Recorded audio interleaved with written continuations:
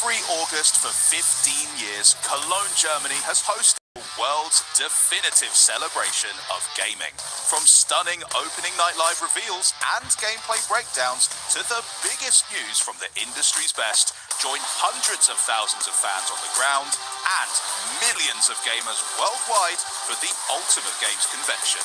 Welcome to Xbox at Gamescom.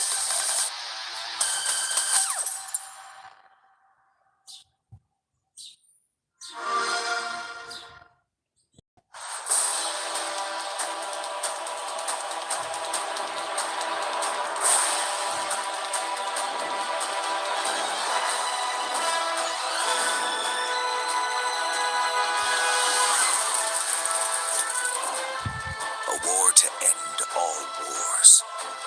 A war whose victor shall rule Norzelia in her glorious entirety. Roland, Lord Wolford, there is no saving me. The future of Glenbrook lies in your hands now. You're damned right it will. I'll restore this kingdom to its rightful glory. I care only that you and the legacy of House Wolford are safe and secure. As long as I keep walking, there will always be hope. You are responsible for more than just your own life now. This battle is but the first step on the path Lord Serenoa has laid before us. Let us take this first step together and rejoice. Nothing. You are free of sin. Now behold my power. To victory! Not another step. A battle to prove which of us is more fit to rule Norzelia. A new future is before us. But first, we must carve our way through to it. Hello Xbox fans and welcome to Gamescom. You just saw a trailer for Triangle Strategy from Square Enix, which you can actually play today. And that is just the tip of the iceberg because it's a huge year for Gamescom. We've got tons of great reveals, in-depth interviews and first look gameplay presentations. I'm Benny from the Xbox On team and we're going to make sure that you're getting wall-to-wall coverage all event long so you don't miss out on a single thing. But first, let's head inside and catch up on all those big reveals from Opening Night Live. Thanks so much, Benny. Charlie and Bex here, and I am thrilled to be in Cologne, Germany for Gamescom 2025, holding down the Xbox booth at the biggest gaming convention in the world. There is a ton of amazing stuff packed in the next 2 days, and we finally get to see gameplay for some of the year's most anticipated titles and catch a glimpse of gaming's future in the form of fresh reveals and some surprise drops. I mean, just today, Charlie, we've got a full demo of Dying Like the Beast, tons of new info on Keeper from Double Fine, a custom controller giveaway, what's next for World of Warcraft and Call of Duty, and a brand new adventure starring a certain roguish archaeologist with a whip. And that's just some of the stuff I was allowed to tease after I signed like 5,000 NDAs. But first up, let's go hands-on with the ROG Xbox Ally and the Ally X, the very first Xbox handhelds, and explore the wide world of Xbox Play Anywhere. Now, Xbox Play Anywhere, you can buy a game once specs and access it across PC and Xbox consoles, including the Xbox Ally and Ally X.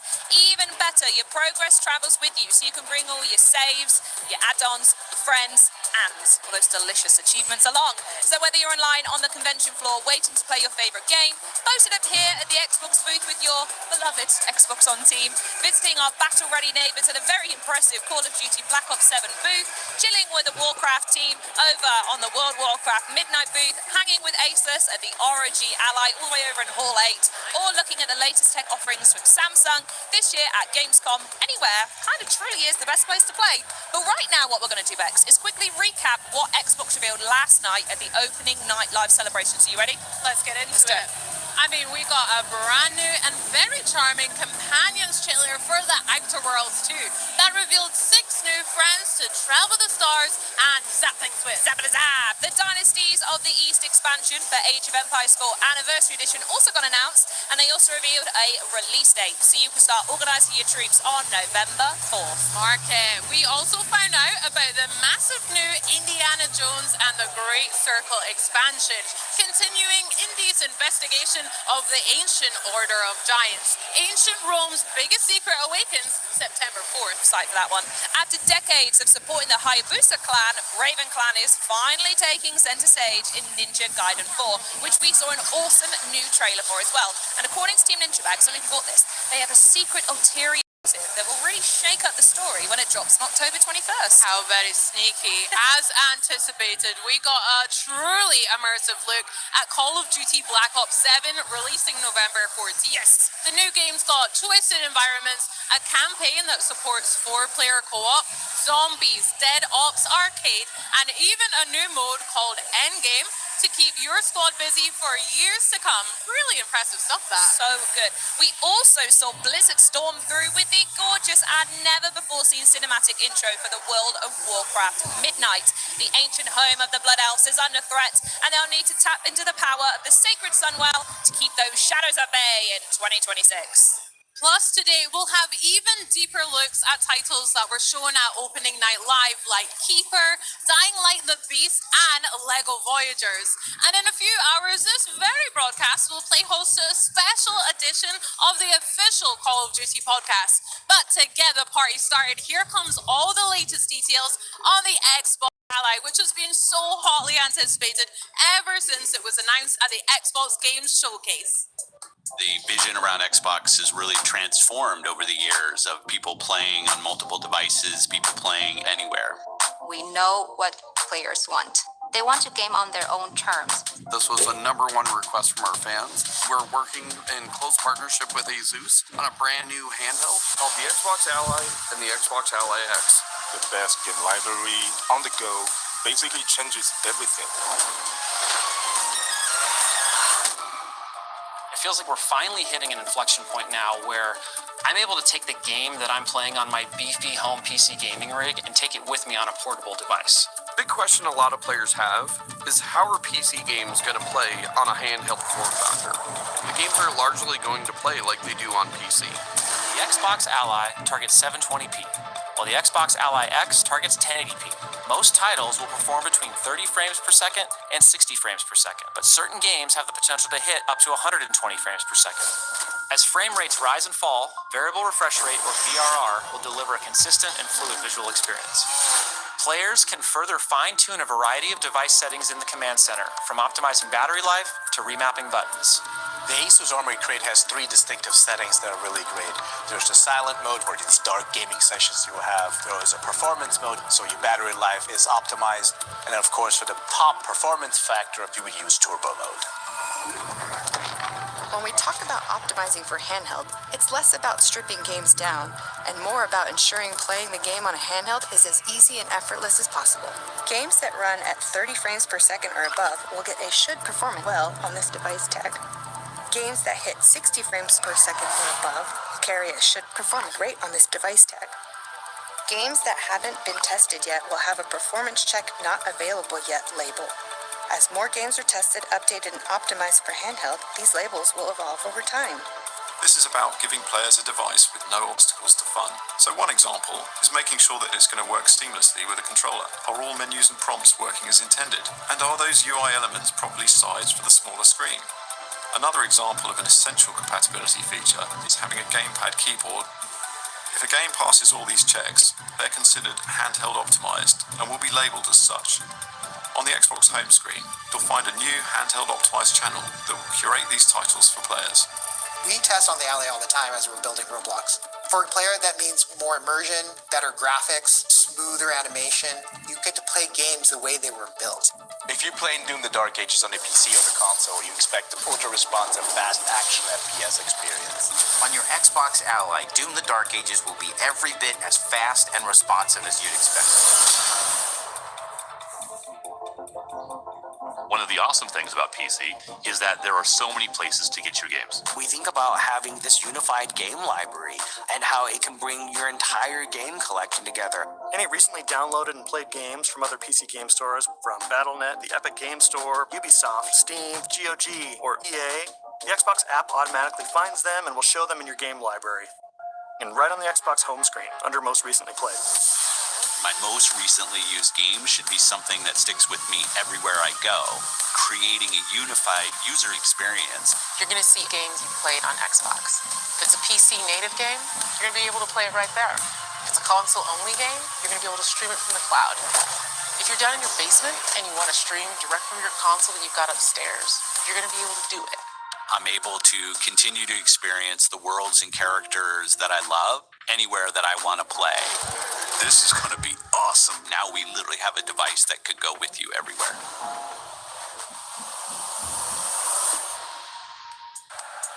Hey there everyone, I'm Henry, and today I'm joined by Dom and Brianna from Xbox and Gabe from our friends at Asus, who are going to tell us a whole lot more about the ROG Xbox Ally and the Xbox Ally X, which are the very first handhelds giving Xbox fans the freedom to play anywhere.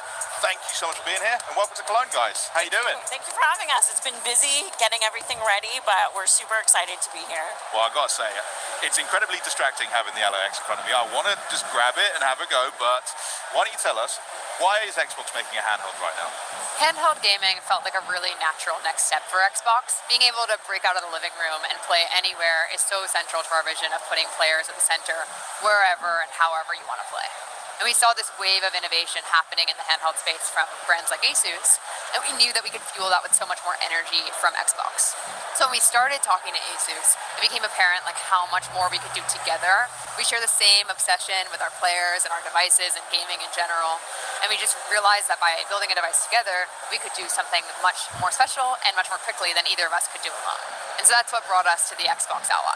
The Xbox Ally really brings together that power of Xbox with the full freedom of Windows. That means that you can play your PC games natively from across storefronts. You can play your Xbox Play Anywhere games natively, and you can stream your console games as well. And really, this is just the beginning. Like, we have such a huge roadmap of improvements that we're going to continue building, continue delivering for our players. We're always listening to feedback, but I'm really excited for this first step. As a device, it's got a really quite unique look about it. Gabe, can you tell us a bit about the hardware design of the Ally? Absolutely. The design of the ROG Xbox Ally features natural ergonomics, comfort, and user familiarity. These solid contoured grips familiar with that Xbox controller we all know and love. And so design starts with your app. These are the tools that we use to write, to pick things up, and definitely to play. And so when you think about the devices as they are in their current generation, it really rests into your palm, and you're using your palm to pick up these devices. And I say it's kind of like a tray-like feel. With the ROG Xbox Ally series devices, it rests into your fingers and then into your palms, and then allows you to curve over, giving you the freedom to use that to play. On our wonderful new ABXY keys, with the tactile feel and color coloring of the new Xbox controllers. It's not as simple, though, as just taking a controller and splitting it in half and putting a panel inside. Really, that would cause you to flare out. So there's a subtle detail of how you kind of want to have you fall in and be natural. And those contoured feels and this natural feeling really helps with the overall weight distribution. And that means comfort when you play long on these devices. And so with the Xbox Ally series, you're going to be able to play longer and play comfortably. And then, with the ROG Xbox Ally X, you then have the access to the impulse triggers. So then you're able to feel everything and be part of the game and immersive inside in terms of all the things that you would be familiar with on your Xbox controller today. And so you'll get all those game-centric cues coming through on your device. It's so fully fledged and very well optimized for gaming, which is why I need to ask, how has the Windows experience been optimized for gaming, which is primarily what we want to do with an Ally? Yeah, absolutely. I mean, this has been a huge collaboration between Asus, Xbox, and Windows. And so we really thought about what makes playing on Xbox so unique, and how can we bring those elements together with what makes Windows 11 so great for PC gaming. And that really led to, from my perspective, 3 big features. The first one is the Xbox full screen experience. The Xbox full screen experience is extremely tailored for the handheld device, for controller navigation, and right from the moment you turn on the Xbox Ally or the Xbox Ally X, you launch directly into this Xbox full screen experience. But what's even more interesting about what's happening here is not just the experience itself, but what's not happening. So we've collaborated really deeply with Windows to defer a bunch of processes that aren't required for gaming. So that means your desktop, the taskbar, all of these things aren't loaded when you boot into the full screen experience, giving all that memory back to your games. The second feature is the aggregated library. So because this is Windows, we know that our players have catalogs of games that span across different storefronts. We want to bring your full library together in one place in the aggregated library so you can see all of your installed games from different storefronts. This makes it super easy to launch your games, kind of stay in that Xbox full screen experience for more of your experience, and just really experience the full value of the device. The third feature that we've really invested deeply in is the Play Anywhere feature. So Xbox Play Anywhere has been a program for a long time, but we've really been investing in it so deeply, and there's now over 1,000 games that support Xbox Play Anywhere. For your Xbox Play Anywhere games, you can bring your progress, your saves, your achievements from your Xbox console or your Windows PC to your Xbox Ally, just again, making that really so seamless. And again, we have a huge roadmap of improvements we're working on together and with the Windows team. So it's really exciting, and I think there's going to be so much more to share, and we're always listening to feedback. But these three features, to me, are what make the Xbox Ally so special. So ergonomics, they're locked in. We've also got just a lightweight Windows, primed and ready for gaming. Gabe, tell us a bit about the horsepower behind it and the partnership you've got with AMD to really make games shine. Absolutely. We're really pushing the boundaries of silicon with this device. Efficiency is the Xbox Ally superpower. These class of processors are tuned specifically for handhelds. I'm super excited to talk about what's in the Xbox Ally X. It hosts the Ryzen AI Z2 Extreme. We've taken the best performing processor on the market and added NPU. That means you're ready for new frontiers in local AI gaming while having the best efficiency possible on these new amazing generational changes with the Z2 Extreme. For the normal Xbox Ally, we have the Z2A, the first time a handheld processor of this type has been productized for Windows. So that means amazing performance from 15 to 20 watts. Again, efficiency is the superpower. And so for that part, I would say we also can include AMD's Fluid Motion frames. AMD's Fluid Motion frames bring smoothness and additional frames to allow you to enjoy that wonderful gameplay that's available for thousands of games and only on Windows. Lastly, I would say we're going to bring the power of AI to our devices. So for both the Xbox Ally and the Xbox Ally X, you'll be able to have Copilot for Gaming, a game guide you can call from the Xbox menu that assists you while you play. It's all super exciting. Brianna, I don't think we should keep anyone waiting any longer. Why don't we take a look at how the Xbox Ally X works? And I think we should get a camera in here as well so that people at home can definitely take a look. But show me how you turn on one of these things. Yeah, so one thing that's great is there's a fingerprint reader on the power button. But as Don mentioned, we made a lot of improvements in Windows to help add gamepad navigation across the device. So I can press A to dismiss the lock screen, and I can navigate all elements that I would expect to with a gamepad. One of the features I really love is that we've added gamepad indicators to the pin pad. So if you're familiar with them on console, you'll be able to enter your pin or have your own kind of combination that you would have to put in your password quickly. You can also use directional navigation, and we really want to give the flexibility to the players of how they want to get into their gaming session. Cool. So I'm not going to peek at your pin, don't worry. No one's going to look like with the pin in. I'll get my own later, don't worry. Yeah. So I'm going to quickly put in a pin for this device, and you'll boot right into the Xbox app. Cool. And what's the first thing we're kind of seeing here? Yeah, this is that Xbox full screen experience that we've talked about. So it boots directly into this experience. It's really tailored for gamepad navigation, for the handheld screen, and again, it doesn't even load those processes that aren't required for gaming. In some of our initial estimates, this shows an estimated 2 gigabytes of savings in memory, which can all go back to your games, which means faster startup times and less idle power draw. Absolutely. I mean, that was super snappy just to get into that. Yeah. Super cool. And I've got to say, big compliments on the library that I can already see. Why don't you run us through a bit of this experience as well? One of the buttons that we've added on this device is a library button, so you can push that and it'll take you right to your library. Dom mentioned about the aggregated library. You'll see these new indicators across the thing. So, hey, these are my games from the Game Pass entitlement. These are the ones installed from other storefronts. And we really want to make sure that when people play a game in the library, they know what save they're doing it. You might be like me and you own the same game across multiple storefronts. Your save files are so important. Guilty of that. And so you want to make sure that when you launch your game, you know where it's coming from, and you're able to kind of get that jump back in where you expect. Amazing. Can you launch up a game for us? I'm going to let you choose. Yeah, so let's launch up Gears of War. Good. You can see that the bootloader that we have launches full screen. That really takes you to kind of that immersive experience, so you're not seeing those desktop elements that Don mentioned previously. Very cool. Because there's something I use at home on my desktop, which is Game Bar. I use it to access my screenshots. I use it to access all of my friends lists, party chat. Yeah. We have a little look at that. How does that operate on the Ally? Yeah, so one of the main differences between the original Ally and the Xbox Ally is now there's an Xbox button on the device. And so by pressing it, you quickly bring up Game Bar. And this is the optimized view that we shipped last year called Compact Mode.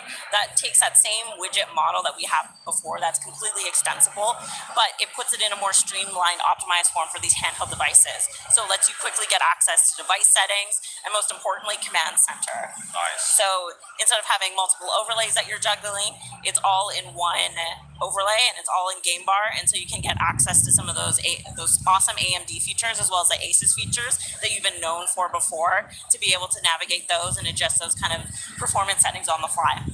As a person who is already a multi-device user, it does instantly feel quite familiar as well. Like across my console or my PC, I'm kind of getting this very fluid and connected system. It's really nice. Yeah.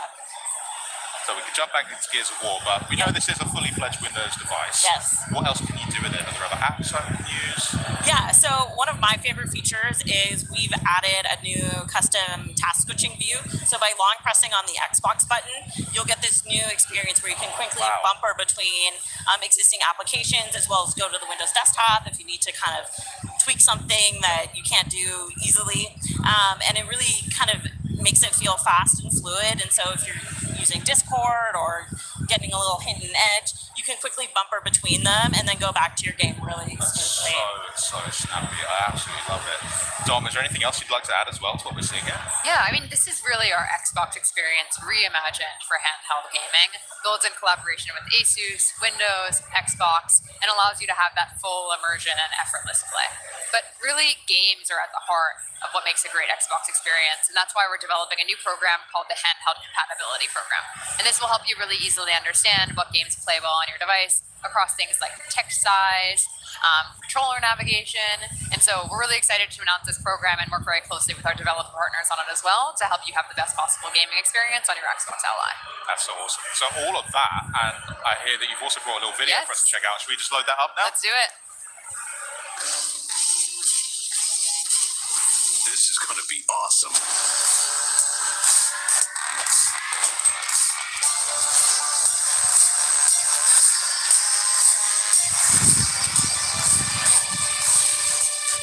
Let's do this.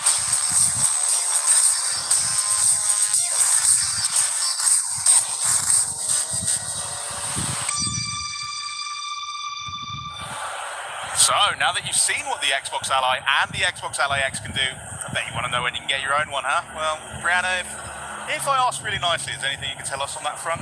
Yeah, I'm excited to share that the Xbox Ally and the Xbox Ally X will be available worldwide October 16th.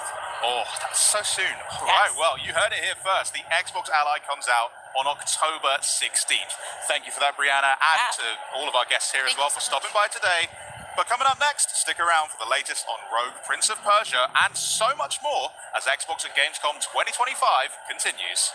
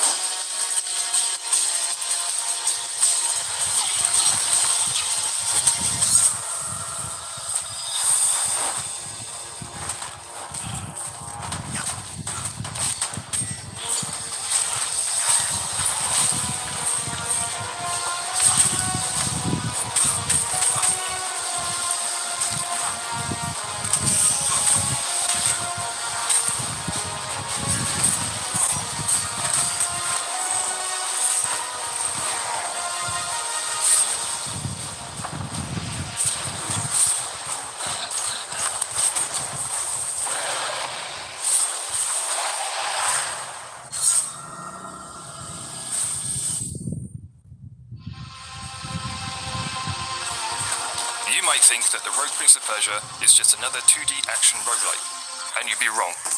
Yes, we have plenty of deadly weapons, powerful abilities, and game-breaking builds, but what makes it different? I'm going to tell you. This is 2D parkour in full flow. You wall run, vault, and somersault through the world, blending traversal and combat into one seamless movement. If you're looking for Prince of Persia DNA, then shine a black light on this. It'll light up like Times Square. And that wall run? That is the first of its kind in the 2D game. Every fight is a chance to move with style. You're not just swinging a sword, you're fighting with everything. Kick enemies into traps or into each other. Vault to dodge attacks. Wall run over hazards. Dive to stun. Boot rocks and arrows into the faces of your foes. It's like playing a Jackie Chan movie as the Prince of Persia.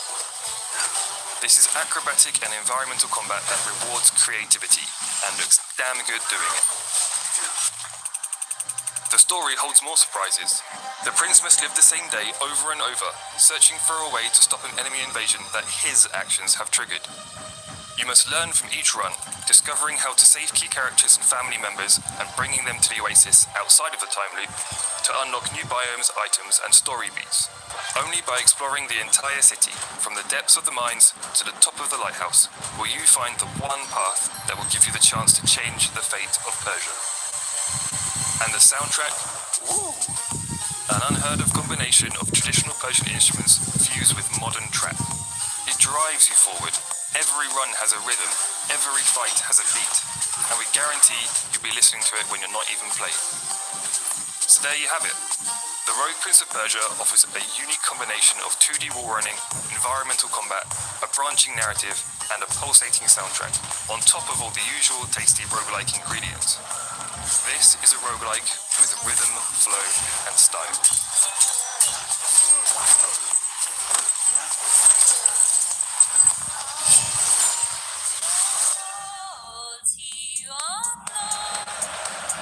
The Prince of Persia is going rogue, known for those smooth acrobatic wall runs and intense boss fights set against an inspired vibrant Persian-inspired landscape. It's clear why it's the most anticipated action platformer roguelite of the year. And here to tell us more from Evil Empire artistic director Dylan Erlings and marketing manager Matthew Houghton.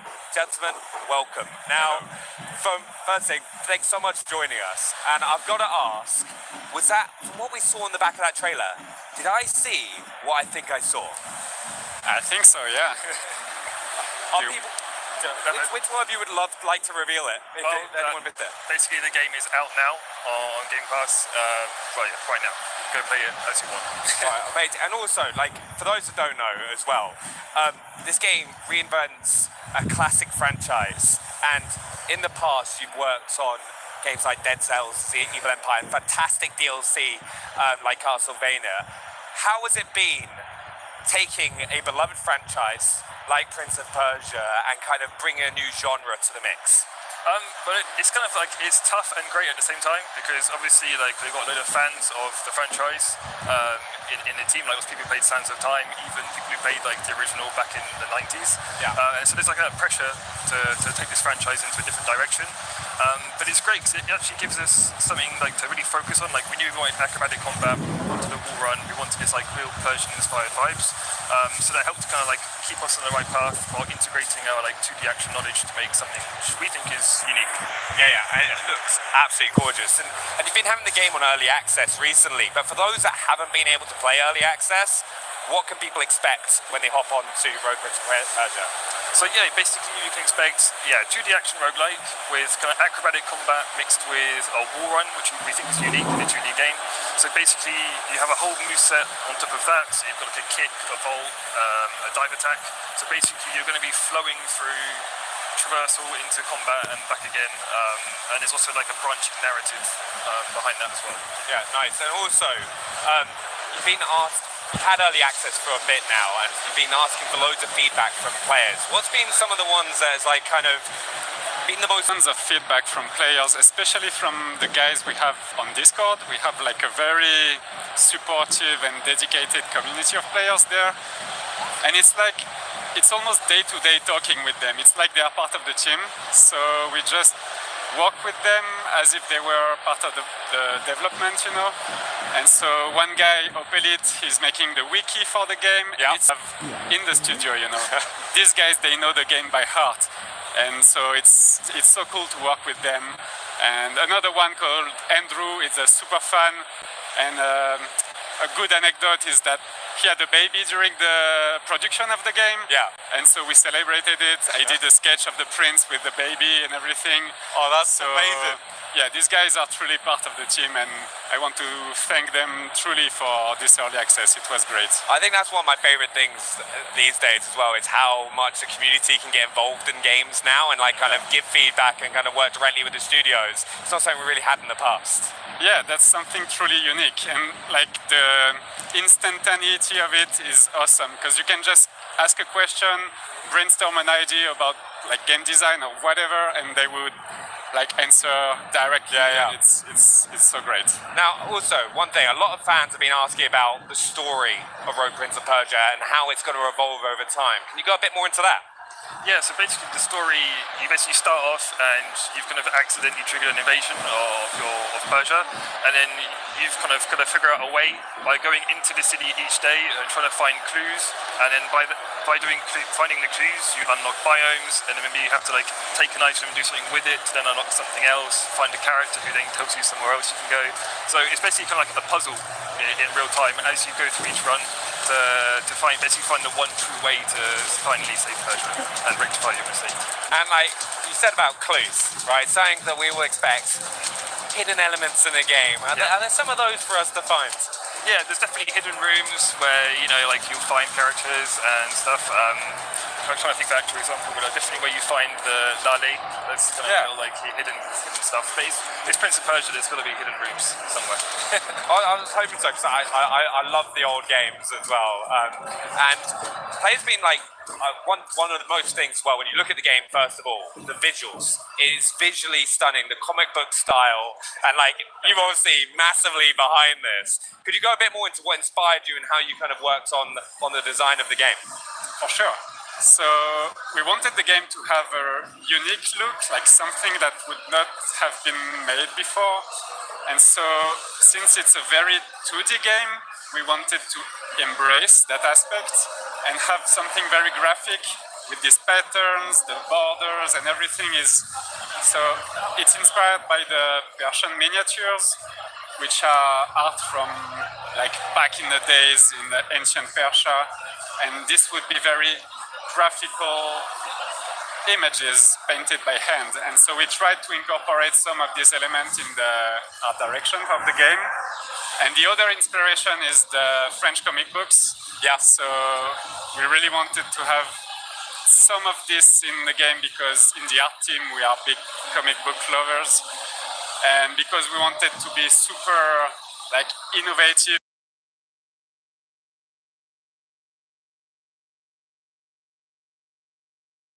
No, yeah, but he's a great artist, so he was one of the main reference.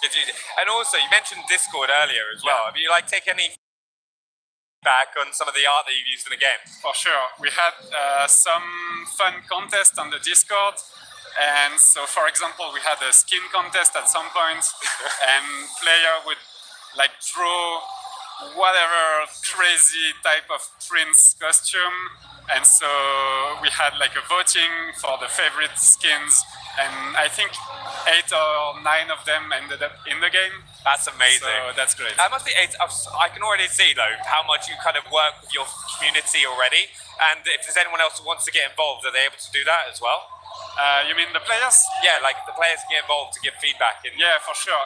Like in the game design, we changed tons of stuff. Like for instance, we have this medallion system, which in the beginning was maybe too complex. And so we worked with the community to make it simpler to understand, but also more fun to like right when you play, you understand how it works. So we iterated a lot of like game design elements. Yeah. Yeah, along the game design as well, you did a major art revision for the game as well from when you started.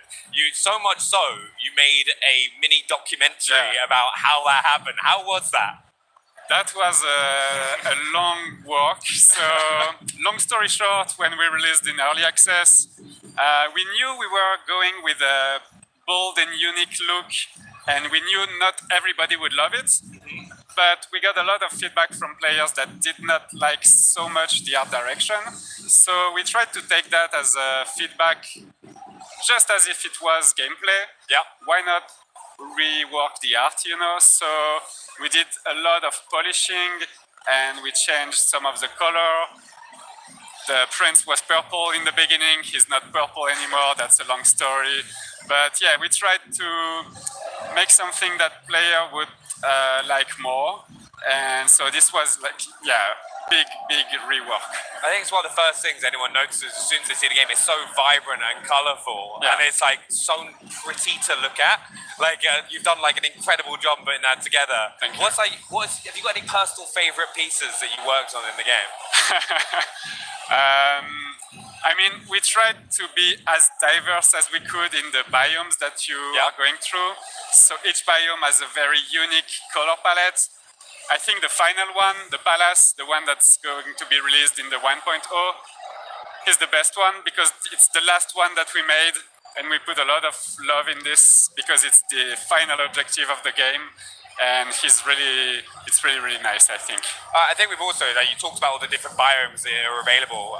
We've got to talk, how do you work on kind of making those beautiful backgrounds that you kind of interact with, and then the kind of the combat gameplay? Because it must be kind of difficult to manage. That's a challenge for sure, because the gameplay is very fast-paced, and the traversal is challenging. So you have to be able to read everything very quickly. So we try to have something that is very simple, yet tells a story. So whenever we can, we have rooms in the game that tell like environmental storytelling, but it's not during the combat phases. So it's a subtle balance between readable gameplay and background that tells a story. Yeah. Oh, nice. So especially, is it like clear when there's like a hidden room or something like that you can smash some pots or kind of work your way through? There is some of this, yeah, some secrets in the game. Now, also we've got to talk about the color palette and lighting. They've been widely praised by players in early access, right? How did you approach making the game like visually distinct from previous Prince of Persia games? That's a tough question. That's a hard question. I mean, I talked about the inspirations already. So these two, like the Persian miniatures and the French comic book, we tried to combine that into a unique look that when you see it as a thumbnail, you instantly recognize it. And it's almost as if it was taken out of a picture book. I mean, that was the objective.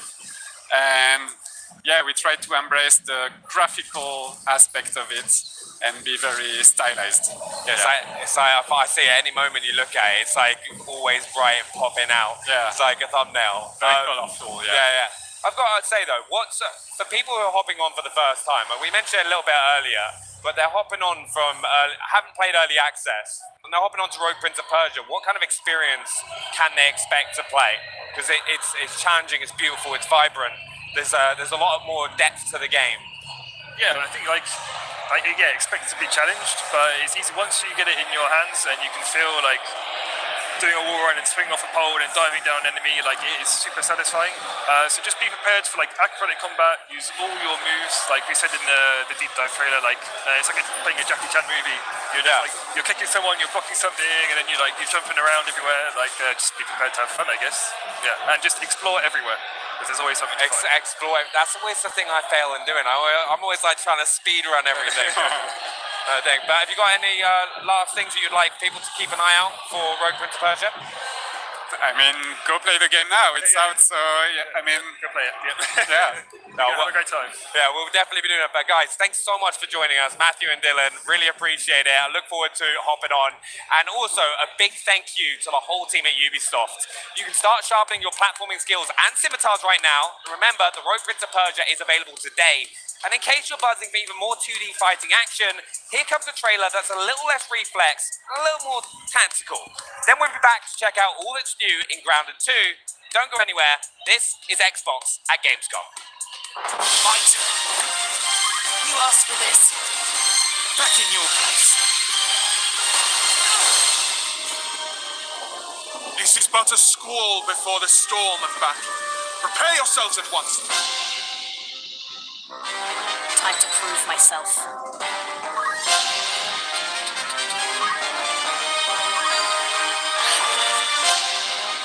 Have at you! Leave that to me.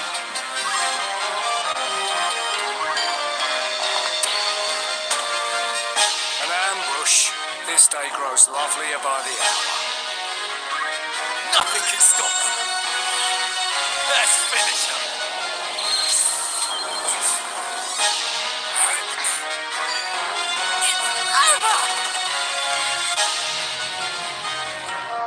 On my honor. A good choice. This was advice. Feel my wrath. Embrace inevitable end. Judgment blade! Bring sinners to account. Fight!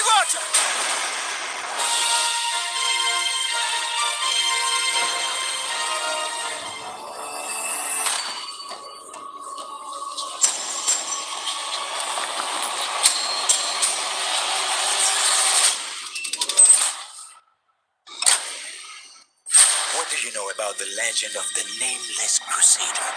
Fierce warrior. Fought in the siege of Antioch, 1097 AD. Very tall, a giant. Pope Paul IV had an item of this crusader in his possession, his helmet. Well, I'll tell you what. If I see the helmet, I'll leave it exactly as I found it. Sound good?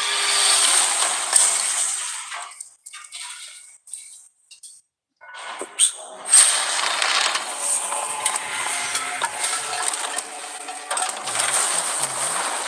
Giant guardians. Their root skull, way back. Worshipped by the Mithras cult. I can't believe you dare to investigate this. It's impressive for a snake.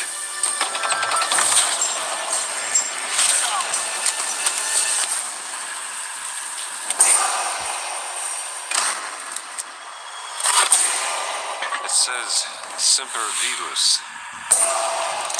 Always living. Dead. He's not in a tomb.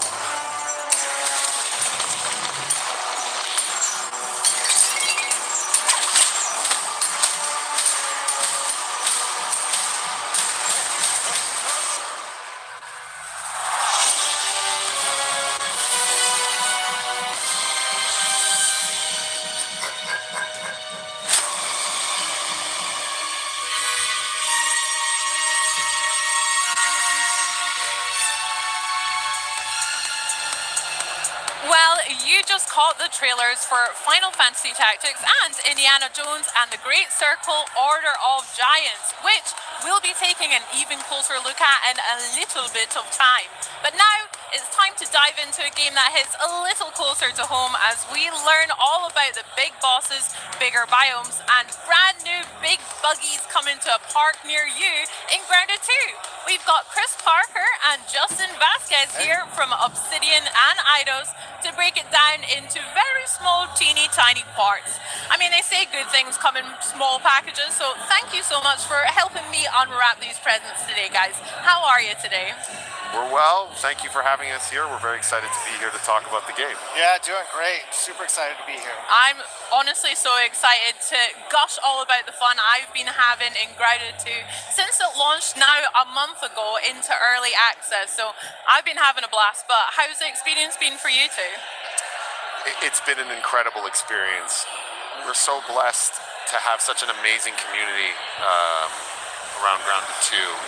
Everyone just reacted so well to the announcement and the fact that the game was coming to them so quickly. And seeing the game in players' hands now, everything that they're doing with it, all the fun they're having with buggies, all the fun they're having in the park, all the different builds that they're making and breaking, and all the great feedback we're getting, it's just getting us super excited and really focus on how we can make the best Grounded 2 possible with our community. I love that. Chris, have you been having a good time with it as well?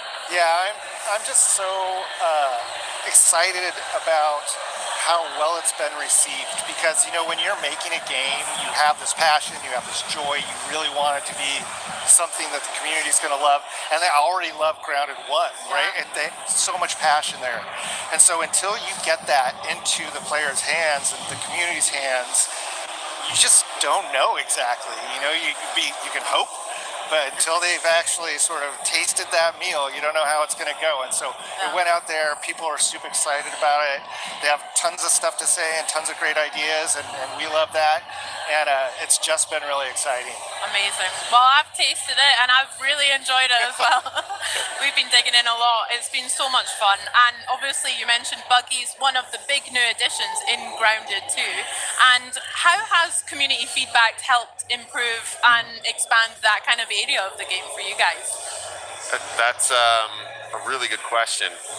For us, the buggies were such an important feature to bring to life because it was the #1 requested feature from Grounded 1. Yeah. And so it was a big reason why we wanted to do a sequel, is because we knew to do the buggies properly, we'd have to build the whole world from the ground up to support them and to really make them shine. Wow, okay. And so for us, it was a question of the balance of how much of this feature do we want to develop and solidify to make it a full experience and to really show the potential of the feature, but not go so far that we don't get the community's feedback. And so we feel like we found that balance with our Red Soldier and our Orb Weaver buggies, and now seeing how players are playing with them, what they're doing with it, and what they're asking for, not just for those buggies, but for future buggies, is really giving us a lot of clarity on where we want to bring the feature, how we want to fulfill its potential, and of course, what exciting new buggies we're going to be introducing in the future. Yeah, there's so many aspects to buggies. Like Justin said, we kind of went for the minimum approach and said, let's see what the community has to say about these. We have all of our own ideas that we're like, these are great ideas, but let's see what the community says first, and then we can kind of hone in on that stuff and help that really guide the future of buggies. What are new buggies we might introduce in the world? And what's been really great is seeing everybody's feedback. A lot of it is very much in line with where we want it to go. Absolutely in line. Yeah. It's all stuff, almost all of it's been stuff that we've talked about. Yeah. Like, and it's great to see that, and especially, you know, we look at what the community feedback says, and our community guys, like, put it all together, and we count, like, what's been upvoted and what people are reacting to the most. And the things that they're reacting to the most are things that we're like, yes. Yes, that's what we want to do. This is so exciting. This sounds... Yeah. So not only does it confirm our belief that this feature has so much potential, it's really nice to see how aligned we are with our community, and it really feels like we're all one. I totally missed that. Don't worry, I got you.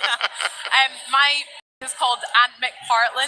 It's a Red Soldier Ant. I haven't got to Orb Weaver just yet. We're taking our time, which is a very UK insular joke, but that is fine for you. But have you guys got any buggy names that you're particularly proud of? Any good puns that you've heard? I've got one up my sleeve. You, Chris? Well, the favorite one that we always fight around the studio right now is Stinky. I don't know why. But yeah, when we start up a co-op game for the first time, yeah, everybody goes and like makes their buggy real quick together, and then whoever names their buggy Stinky first is the one that wins, basically. I always call my aunt Antonio Banteras. You have the double hand pun there. Double hand pun. And also crazy. Just because I like to think of my red aunt as this like charming, roguish ally that I'm like going on an adventure with. So Antonio Banteras. That's beautiful. He's your own very real sidekick. That's beautiful. We have another first in Grounded 2 with our classes. So, I mean, we were chatting a little bit behind the scenes about, I've been loving the mage class personally, but what has been the most exciting developments from either seeing a lot of players get to grips with these classes or from the team themselves? I mean, when we set out developing archetypes, they were really about just helping players understand, how do I best equip my character for whatever it is I'm trying to do today, right? You're not locked into being a mage for the whole game. You could be a mage one night and then switch over to a ranger or a rogue or whatever. You want to be a sword and board fighter, do that. But let's have the interface help you out, help you sort of like min-max easily into that play style. And to be perfectly honest, I thought this was just like a kind of a nice little quality of life add to the game.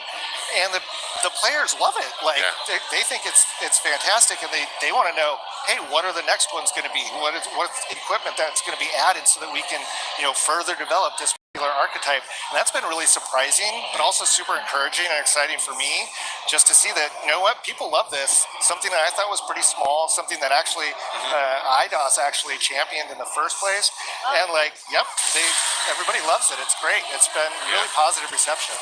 From our point of view, it felt a natural extension of what Grounded was already doing, and what made Grounded special as a survival game was this really rich RPG fighting system. And to speak to what Chris is saying, that's also the shared DNA between Obsidian and Eidos Montreal, is that love for both RPG mechanics and progression and player choice. And so this felt like a natural extension of us working together, of us collaborating. And to see it in players' hands, not only them finding really cool ways to break the builds and push them to really cool limits, like the dual wielding rogue that can one-shot even our biggest toughest foes. But on top of that, seeing them use the builds in really creative, unique ways that, like you said, speak to their play style. And you're not locked into anything. If you want to be a mage that whips out a sword and a board, you can do that. If you want to be a ranged, still packing a mallet, you can do that as well. And so we really want the players to express themselves however they want, and we want to get their feedback so that we can find new ways to help them express themselves for the early access of this game. Love that. I mean, with new classes, we've also got some new bugs as well in Grounded 2. How has that been for putting those into the game, implementing them, and how have the community received some of the new ones, like our new scorpions, our caterpillars, etc.? Are there any fan favorites that you've seen emerge? I don't know about favorites, but I mean, I think all of them have been really well received, but for different reasons, of course. So we've got a ton of feedback from folks who are like, man, the caterpillars are so sweet and they're beautiful, and I have to kill them. Why have you done that? Why have you ruined my life and blackened my soul with this? And then another example is this cockroaches, where they're like, I can't deal with cockroaches. Why have you put this in the game? This is where you're like, oh, well, we put it in there to be gross. That's why it's there. It's serving its purpose. But the reception of those has been really fun, very exciting. And on the other side, what was nice for us is when we first started talking about what creatures we wanted to bring to Grounded 2, I think it was universal. Everyone was like, we need something that is on the same level of terrifying as the wolf spider from Grounded 1. And the number one contender was the scorpion. And it was a huge request from the community for a long time.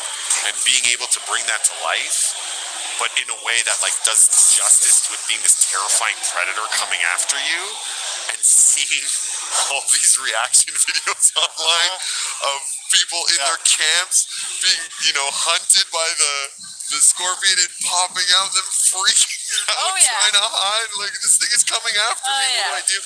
It's so rewarding to be able to traumatize a whole new group of players in interesting ways. Yeah, you guys have a lot to answer for making me kill the sweet caterpillars and the butterflies, and then also the horrendous night terrors I've had for the scorpions. So we'll talk afterwards. But speaking of foes and new enemies, I hear we have a new boss to look forward to as well. So can you tell me what new bosses and why you guys are excited for players to take it on? Happy to. So our new boss is a giant tarantula named Axel, who has gotten loose in the park, and this is what we're calling our first park boss. And in Grounded 1, there was these really cool backyard bosses, the brood mother, the mantis, and these were all really giant, terrifying foes. And so we knew we wanted to keep up that tradition. Yeah, look at this thing. It's terrifying. We want to keep up that tradition. Because now you're riding buggies, what's giant and terrifying and monstrous has to scale in proportion to that. And so we really wanted to nail that primal feature creature, terrifying experience for players. And again, it was just the clear first choice for us was we have to bring that fantasy of the tarantula That's where Axel was born.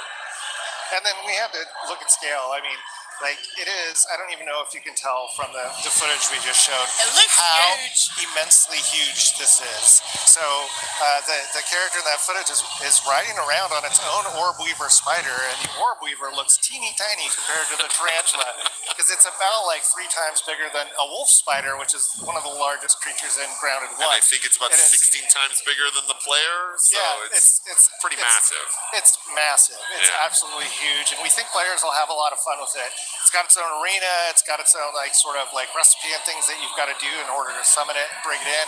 But we think it's a pretty exciting boss. Yeah, it looks huge and terrifying for sure. How did you guys land on the name Axel? That's so cute for one. I'm guessing it's a pet tarantula as well that someone just found. Oh no.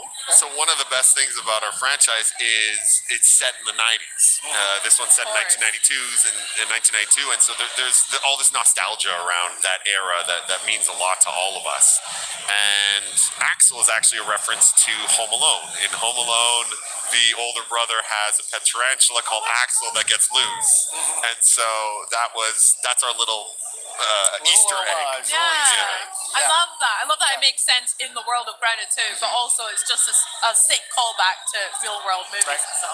There's a couple of more Home Alone references in the game, so around Axel, so I can't wait to see if the community catches them all. Love it. Yeah. Well, let's get back to this big boss Axel, because I would love to hear some tips from you guys about taking him on. I'm terrified already, and I'm hoping I don't have to do it alone. But yeah, do you have any tips for players on taking them down? Well, I mean, with basically any adventure in Grounded, you got to load up before. You got to prepare for whatever your adventure is going to be. You need to make sure you've got enough food and water and healing supplies, and then you're just going to have to go in and die a couple of times. That's basically what's going to have to happen. He's got a lot of special effects that are really cool, and you're just going to have kind of learn that sequence, because there's also some stages to that boss fight as well. So once you've figured out the first one, you're going to have a couple of surprises for you. Figure out the second one, a couple of surprises for you. Hopefully it'll keep players entertained for a while. And when they finally beat it, there's a lot of goods on the horizon there. You know, you can, with everything in Grounded, you ultimately murder it and then turn it into fashionable attire. And that's exactly what you wear your trophies on your body. Absolutely. Make weapons and armor with that, maybe some furniture, right? Yeah, absolutely. You want to upholster something with that, and that's exactly what you can do here. My advice would be, whether you're playing single player or with your friends, to bring a friend. Go with your Orb Weaver buggy. You know, hey, if you want to take it on alone, go for it. Become the stuff of YouTube and Twitch legend. But if you want to, try to survive, bring your Orb Weaver buggy. It will come in handy immensely. The fight was designed with that in mind, and we had a lot of fun figuring out, okay, what makes fighting a giant creature on another giant creature a fun and unique experience. So we really hope that the players will get a kick out of the Grounded style massive boss fight, but now on their own, impressive buggy mounts. Nice. I can't wait to try it myself and die multiple times, no doubt. Very good. Parker, you mentioned that there's some, obviously our favorite thing about Grounded is getting the loot. My favorite thing is going and analyzing everything, breaking it down. Can you tell us a little bit about the spoils that we can expect from the tarantula? Is there going to be some pieces in particular? Absolutely. So a couple that spring to mind is there is an absolutely, as you would expect, massive bow that you can craft. It's sort of ridiculously large, but that's what makes it sort of charming, is that you made it out of the biggest creature that's been in the yard so far, so it is ridiculously large. You can make yourself a new fancy chest to adorn your base that holds a little bit more stuff, as I recall correctly. And is of course again fashioned out of axle pieces. You can even make yourself a cool little throne.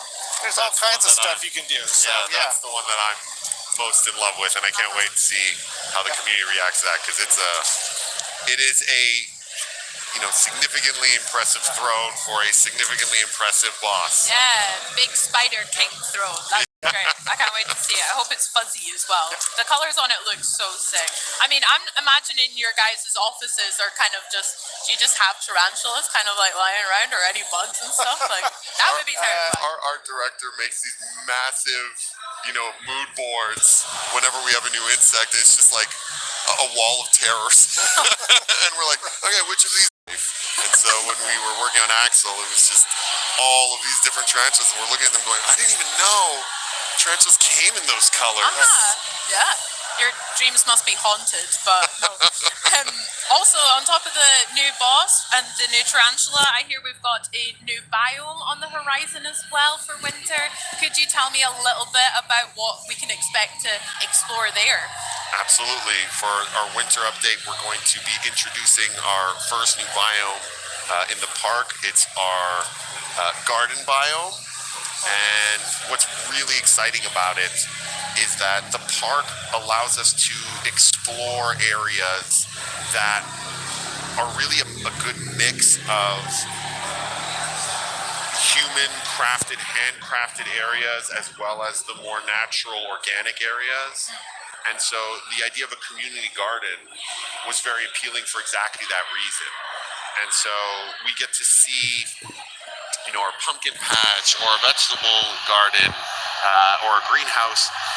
These all feel very organic and very wild and very grounded, but have this new layer to it of, no, this was carefully cultivated by humans to be laid out in a specific way. And so that gives us the opportunity to do things from a level design and experience design wise that couldn't be done in Grounded 1, can only be done because of the park. Chris, do you want to? Yeah, no, 100%. You pretty much nailed everything there. I'm just super excited about running around amongst giant pumpkins. The greenhouse gives us the opportunity to make a very humid environment, which is something that we have not had before.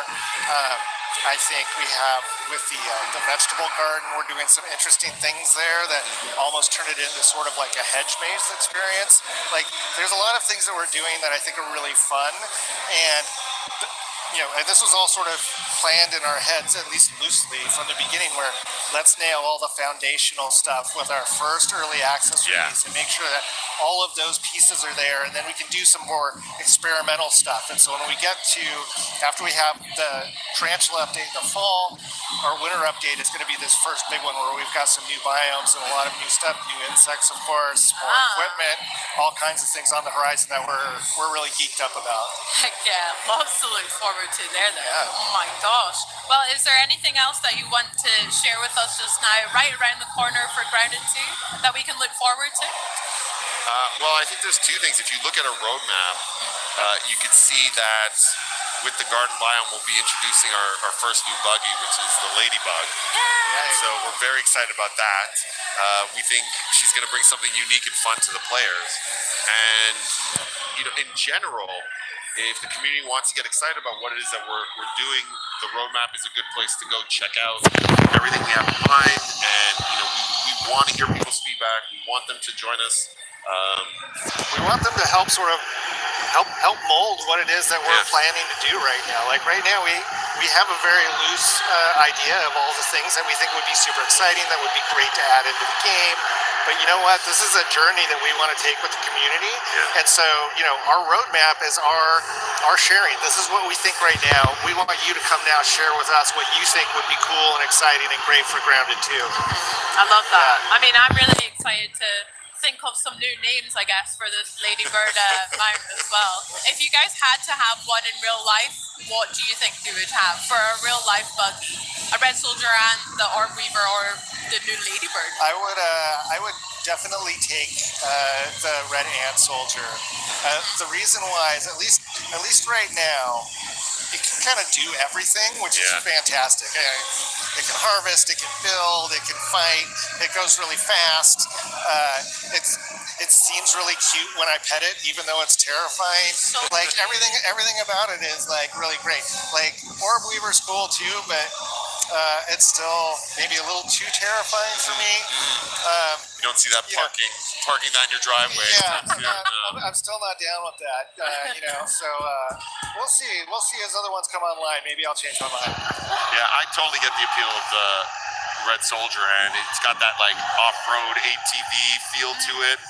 You know, that dirt bike that you can kind of take out anywhere. Yeah. But if I'm honest, right now I'm leaning towards the Ladybug. Maybe it's because it's new and exciting, but honestly, because as a player of Grounded 1, that was the one that I wanted to ride the most, you know, and often would, just by jumping on it and letting it carry around. I fantasize about, like, you know, riding this wild creature around the backyard. So being able to bring that to life in the park, it not gonna lie, it's super satisfying. Oh, that's yeah. nice. Can't wait for the community to get that dream come true. I bet. Oh, well, I mean, we've spoken a lot about community, and it just feels like so clear you guys are so synced up with them. You're listening to the players all the time, but how has both of your teams kind of created tools for players of Grounded 2 to be part of this collaboration, or how can people watching at home kind of get involved with that, the feedback process too? Yeah, I mean, we're up on pretty much every like social media platform out there. The primary one is Discord. The Grounded game is up on Discord, and we have a great community up there. That's also one of the places where it's easiest for people to go look at what does everybody else in the community say, and go ahead and like upvote ideas and discuss those ideas in great detail. And then we have a great community group of folks at Obsidian that go through everything. They respond to every single like customer comment and note and whatever. We try and make sure that people know that we are actually listening to them. We are already weekly getting together amongst our teams and going through all of this feedback and sorting it out, figuring out, hey, what is it that we want to do in the next week? What do we want to do in the next month? What is something that we want to try and do in 4 months? If we don't want to do it, let's talk to the community and see if there's something that's like close to that sort of like makes sense or we can make work. So it's just a whole lot of things, and you know what? Props to the Grounded 1 team who like built this community and allowed us to actually like, I don't know, follow in their footsteps on this, because the community is on Grounded and Grounded 2 is just so supportive and so great. And you know, it's because I think, you know, we try to interact with them constantly. We try to listen to them. We try and make changes that they want, and I think they appreciate that and are loved. And it's really something special. It's pretty cool. Absolutely, that was something everyone at the team at Eidos Montreal saw right away. That the story of the success of Grounded was that this community wasn't just rooting for the game; they were rooting for the team as well. Wanted to collaborate with this community, and it's that healthy bond between them, that interdependence between them, that resulted in an amazing game. And so, of course, we want to replicate that success. Of course, we want to replicate that feeling for the community, and of course, we want to allow that to put us in a position to create the best version of Grounded 2 possible. That's beautiful. That's so fun. Well, I have some ideas that I'll have to tell you afterwards off stage, but can't wait I'm going to write them down yet, and be sure to join that Discord as well to chat more Grounded. But honestly, Parker, Justin, thank you so much. I've had just a blast talking about Grounded 2, and I can't wait for all the new updates that we've got as well.